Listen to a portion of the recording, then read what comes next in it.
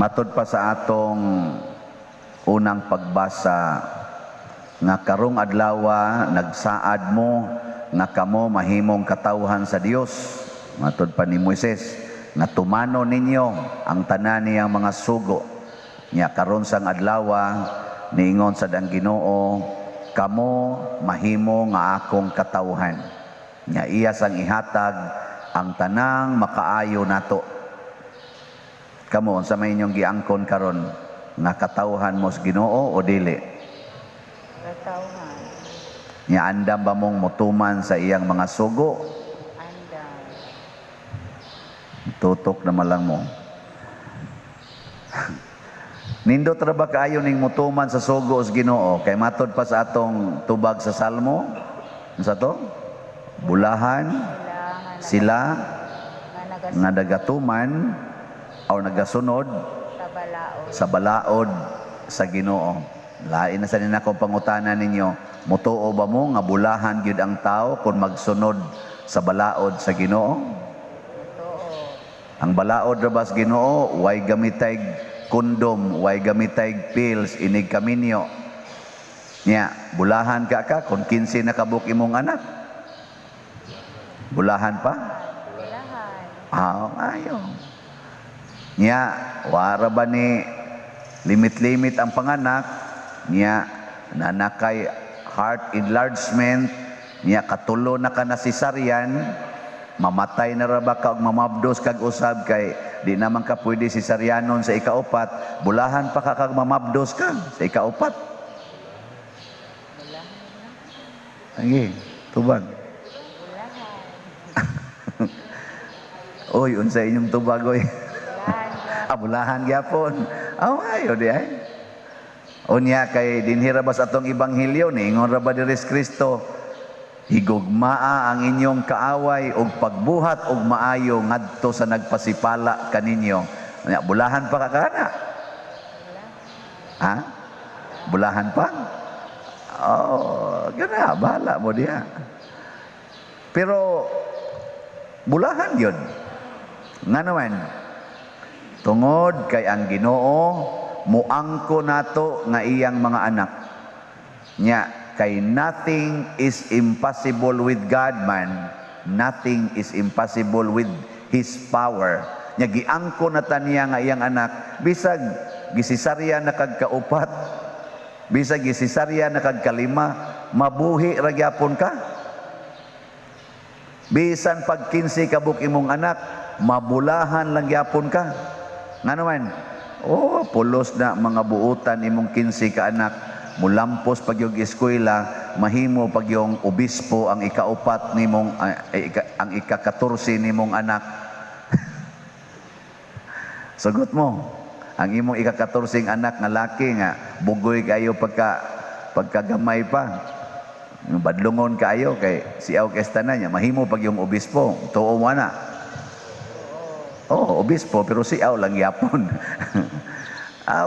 Ang pasabot lang ba nganong ang Ginoo may atong hatagan sa atong standard nga ang iyang standard ug ang iyang gahom ug ang iyang kahibalo labaw man kaayo sa atong nahibaw-an. Kani man kung ato mga kahadlok ug mga kabalaka dinis kalibutan, wa ra manis Ginoo kanang mahadlok kang mamatay para sa Ginoo ang kamatayon di man na kamatayon, entrance mo na ngadto sa kinabuhi nga iyang giandam para natong tanan ang kinabuhi didto sa langit. Nganong mahadlok man kang musod anang pultahan padong sa langit? Nya nganong mahadlok man ta kay nagsalig naman ta sa atong kahibalo. Yawa bayay maka-explain unsay mahitabo inig humag kamatay. Why scientists? Why tao nga pinaagis iyang utok apil na ning nagwali makapasabot yun sa tinaw unsay mahitabo inig kamatay nato. Wa gitay laing gamiton. Ang atong gamiton ang gisultis Ginoo o ang kinabuhi sa nagsunod sa Ginoo. Si San Roque makasulti yun nga inig humag kamatay buhi pa ang tao gani makahimo pagdaghang milagro. ug karon hangtod karon si San Roque gasigig himog milagro. Si San Vicente Ferrer, ang atong patron, makasulti gini siya pinaagi sa atong kasinatian nga ang namatay di ay buhi pa og nagpadayon paghimog milagro hangtod karon. Kadako aning milagrong San Vicente nga taliwa sa pandemic ning abot naghapit mo 23 million ang atong project nga nahimo dinhi sa atong parokya. Awa mo malipay anang na ang projeka. Atong pakpakan ang Ginoo. Milagro gini. Porting dako ang milagro. Hangtod karon nagpadayon ang gahom sa Ginoo nga naglihok diha sa mga taong buutan panahon sa ilang dinhi pa sila sa kalibutan.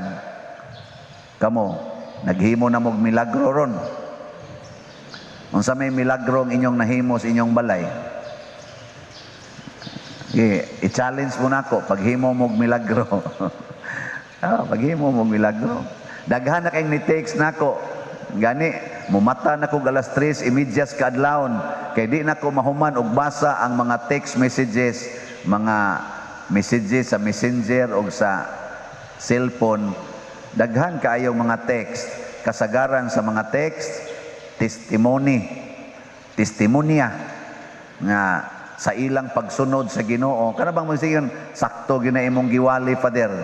Sakto gina kay kining akong anak sa una pagkabuangon gid ani, Father. Ako lang gid siyang gihigugma. Sige lang gyud kog pailob aning akong anak.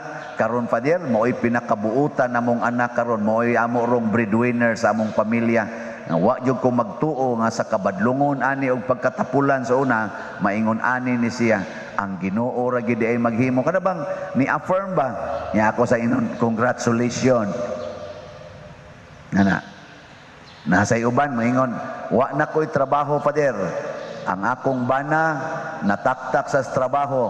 Di ami gamayng natigom, amo ning i-donate diha sa imong gibaligya rong slots. Hinaot untang naa pa may hope and opportunity. Nako, salamat. Pero ako muras kong niaksyog duda nako, di ba kani mga matay gutom hinoon. Aya kay ila man jud i-donate ang nahibili nilang kwarta. Aningon sa ko, Lord, wa gyoy arang nimo makakita ra ginig trabaho. Dili dangatag pila ka buwan. Wa na mo takes na sad nako. Father, salamat kayo. Sukad nga nihatag ko diha nimo, gaabot-abot yun ang mga grasyas among kinabuhi. Nako, sige, hatag pa more.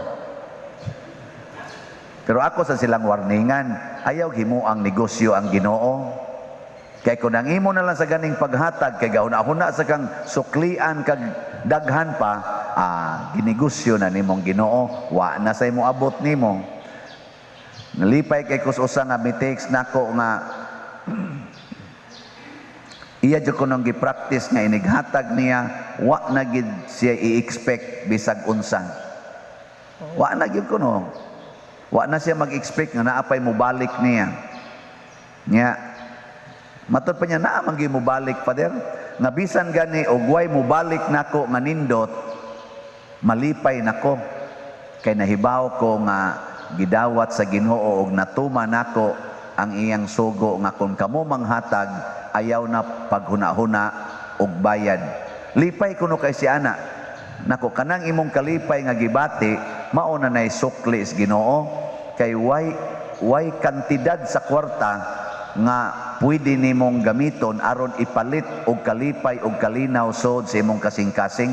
Wa managhikog na lang ng ubang mga bilyonaryo kay wa nay kalipay og kalinaw. Nya ikaw sa imong paghatag nibati kag kalinaw og kalipay, porting dakuan na anang grasyaha oy. Kamo diharon malipayon mo. Nge, tinuod gyud mong malipayon. Og tinuod, congratulations, di ginakabayrag kwarta. Pero moingon gani ka nga, ngita pa kong kwarta pa diri, di jud ko malipay og dili ko ma-promote, di jud ko malipay kung di ni nako mabayran akong utang. Kuyaw kay nastanan. Bisan pag mabayran na nimo tanang utang, hangtod na lang nga ikaw na sad mo'y magpautang, kusmod lang gyapon kag naong. Nga naman, di mabayrag kwarta ng kalipay o kalinaw eh. Buang ang tao. nga mangitag kwarta aron ipalit og kalipay kalinaw. Hasta gani ang tibuok nasod nga dato kay istanan, mag civil war pa bang gani? Nganuman, kay wa mga lipay ang mga tao. Pero 40 nilang datua sa mata sa gawas sa nasod, sige sa ilang nasod, lipay kayo ang mga tao, masod sa ilang nasod kay dato kay istanan. Pero sila dito, sige gumbol. Nganuman, wa lagi makahatag og kalipay kalinaw. Muna bulahan kitag magsunod tas balaod sa Ginoo. Usas balaod sa Ginoo nga kasagaran dili nato masunod. Kana gyung moingong Ginoo nga kamo isipa ang inyong kaugalingon nga mga sulugoon. Ana, tistingi ra guna ninyo. Ana bang isipa ang inyong kaugalingon nga mga sulugoon. Ayaw gyud pasugo. Ang naagis imong nahona alagad. Suway na ninyo himo ug wa pa mo kasuway ana. Nya sugdi des inyong balay. Pagpasugo mo sa inyong mga anak kamong ginikanan. Usba na ng inyorong statement. Imbis mo ingon mo panghugas, panglimpyo, ana. Unsa naman? Unsa naman yung pagsulti? Ayan. Ako niya nang limpyuhan imong room, day. Ana. Dong, ako niya nang limpyuhan imong room. Dihala na ibutang inyong gikanan, kay ako niya nang hugasan. Ana, agsulti. Tistingi ko no. Unsa man, okay? Oh. Nagduda na mo no. Tanawa, di ba inigingon nimo si imong anak nga ako niya nahugasan ang imong gikanan dong. Siya, ay salamat kay ma. Dako kay nag-smile. Sa to pa nakahatag na kanyang kalipay. Ay di kam to, day ako niya nang limpyuhan imong kwarto ron. Ana, gubot kay kwarto bang. Daghan man kayo mga babaeng batanon na di ka maong manglimpyo sa kwarto, no? Kabantay mo. Mga hugawan kay dagko. Kay sige na malagtanaw anang nang ilang cellphone niya, siging selfie-selfie, hiwi-hiwi anang ilang naong. Di gyud ka maong manglimpyo. Di para sa una ba kato mga batanon, ig-edad gani ani mga babae sa una, mga 8 city, pagkaayo nang manghusay sa kwarto. Pero karon kasagaras mga gumot lang, wa masuk adtong kwarto tanan. Pero ano bang gumot pas lukot ba? Sige ingnaw, ako yung nalimpyuhan day. Dako kay nag-smile eh. Dako kay nag-smile niya. Sa sige nilang kalipay nimo, ang sunod ana pagpaabot lang, baslan jud ka nagkalipay. Nya kanus man kanila baslan kon paralyzed na ka. Nga din sila nga ako lay limpyo nimo ma, ako'y agak nimo. Sus kabuutan gyud ako mga anak. Na paralyzed ka tungod kay na over fatigue kag limpyo sa ilang room, na over fatigue kag panghugas. Sila na si matiman nimo. Baos-baos ang panahon. Nya ikagol din na nimo nga na paralyzed ka tungod sa pag-alagad. Ayaw. Kay dili pa na mao, mamatay gyud ka. Nyag namatay ka sa pagpangalagad, tua ang kalipay nga dili na gyud matupngan o di na gyud mausab didto sa langit. Kayang imong pag-alagad, ang atong pag-alagad dinhi sa yuta, giihap gid nas Ginoo og iya ginang suklian isip manggihatagong amahan nato. Nagtan-aw siya sa atong gibuhat nga mga maayo. Muna si Hesus diri sa atong ebanghelyo nitapos gyud siya pag-ingon, kinahanglan kamo magmahingpit ingon nga inyong amahan sa langit hingpit. Unsa man nga hingpit? Perfect love. Unsa man ang perfect love? It is always other-centered, not self-centered. Subon ako ha? Perfect love is always other-centered, not self-centered. Kung mauna gani na itong makabot nga gugma, wa na gid tay problema pagsuod sa langit bisan unsang adlaw. Nya gusto mo ana? Gusto mo ma-perfect? Ay lamong tubag diya. Nagi manindog na ta.